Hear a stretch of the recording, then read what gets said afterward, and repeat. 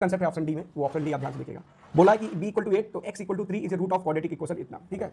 x equal to 3 root बोला है। अब ध्यान से देखिए, बड़ा इंपॉर्टेंट है ऑप्शन डी। सी अभी लगा लेंगे, ऑप्शन डी देखिए। तो x square ax square plus bx plus c equal to 0। इसमें a b c पॉजिटिव बोला है। a b c क्या है? पॉजिटिव इंटीजर्स है, पॉजिटिव इंटीजर्स है, ठीक है।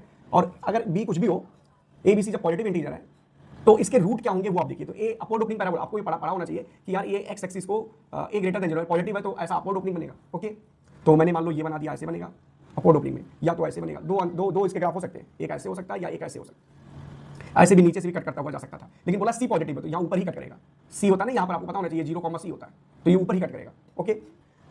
और अपवर्ड ओपनिंग है तो ऐसा हो सकता है ग्राफ, और या तो ऐसा हो सकता है, देखिएगा, या तो ग्राफ आपका ऐसा होगा, ये ऐसे अपवर्ड ओपनिंग, ये दो जगह कट करेगा, ये 0, ऐसा हो सकता था, ठीक है। अब बी पर डिपेंड कर रहा है। अगर बी पॉजिटिव है तो क्या होगा? बी जब पॉजिटिव है तो ग्राफ ये बनेगा कि ये बनेगा, वो कैसे पता करेंगे? तो बड़ा इंटरेस्टिंग है यार, आप देखिएगा। मैं अगर चाहता हूं यहां पर टेंजेंट ड्रॉ करना, इस पॉइंट पर टेंजेंट ड्रॉ करूं तो ऐसे जाएगा, और इस टेंजेंट का स्लोप क्या होगा? पॉजिटिव होगा। और अब मुझे किसी भी कर्व को इसको डिफरेंशिएट करके उसमें 0, डाल दो तो टेंजेंट का स्लोप आ जाएगा। अब ये 10th का नहीं है, ये 11th का कांसेप्ट आ गया। तो इसको डिफरेंशिएट करें तो आपके पास ये हो जाएगा 2ax प्लस का b आ जाएगा। इसमें x इक्वल टू आप डाल दो, ये कर्व था y इक्वल टू, तो dy बाई dx निकाला मैंने स्लोप। तो अब मैं x की वैल्यू 0 डाल देता हूं यहां पर, तो यहां से स्लोप आ जाएगा dy बाई dx बराबर b, यानी m बराबर आ जाएगा b। और अगर b पॉजिटिव है तो ग्राफ टेंजेंट यही वाला बनना चाहिए। इस वाले में स्लोप नेगेटिव हो जाएगा, ठीक है। इधर टेंजेंट बनता है तो स्लोप नेगेटिव हो जाता है, बड़ा साइन में लगा, ऑप्टिव एंगल आएगा 10, तो नेगेटिव हो जाएगा। तो मतलब ग्राफ यही बनना चाहिए, क्योंकि b पॉजिटिव दे रखा है और स्लोप भी आपके पास पॉजिटिव तभी आ सकता है जब ग्राफ ये वाला हो। और जब ग्राफ ये वाला होगा तो दोनों रूट क्या होंगे? नेगेटिव होंगे। यहां पर दोनों रूट नेगेटिव नहीं बोला, ऑप्शन डी में बोला है x इक्वल टू 3, तो 3 रूट हो ही नहीं सकता भाई। ये तो सिंपल एक ग्राफ मेथड से देख लिया, एक सिंपल भी तरीका है, 10th का भी तरीका है, उसको भी लगा देंगे। लेकिन ये ग्राफ से आ गया कि भैया x नेगेटिव हो ही नहीं सकता, x तो पॉजिटिव होना, सॉरी x पॉजिटिव हो ही नहीं सकता, नेगेटिव होना चाहिए रूट्स, क्योंकि a b c जब भी पॉजिटिव होगा तो दोनों रूट्स नेगेटिव होंगे हर हाल में। अगर रूट होंगे तो दोनों नेगेटिव होंगे। चलिए ठीक है, तो ये डी आ गया समझ में, दोनों रूट नेगेटिव है। तो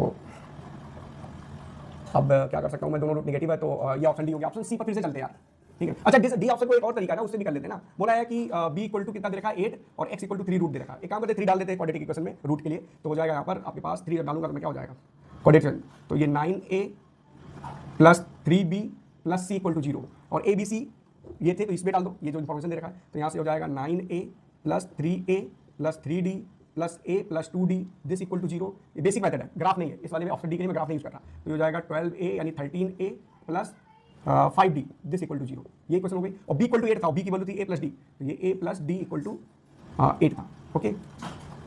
3a प्लस 3d, ओके। अब यहाँ पर मैं 5 से मल्टीप्लाई कर दूंगा तो ये 40 हो जाएगा, तो 5a 5d और ये 40, क्वेश्चन सॉल्व कर रहा हूँ, 40 हो गया। सब्ट्रैक्ट करूंगा तो ये आपके पास 6a इक्वल टू माइनस का 40, तो a की वैल्यू नेगेटिव आ गई, वो भी इंटीजर आया ही नहीं, ठीक है। तो माइनस का 40/6 नहीं हो सकता। इसका मतलब b की वैल्यू 8 तो x 3 नहीं हो सकता। बड़ा सिंपल सा है, मैंने 3 रूट डाला, 10th का है, ये 10th के हिसाब से मैंने इसको कर लिया, इसमें वो नहीं लगाया, ग्राफ नहीं लगाया, ठीक है। तो डी ऑप्शन हो गया। अब ऑप्शन सी पर फिर से आते हैं यार। ऑप्शन सी में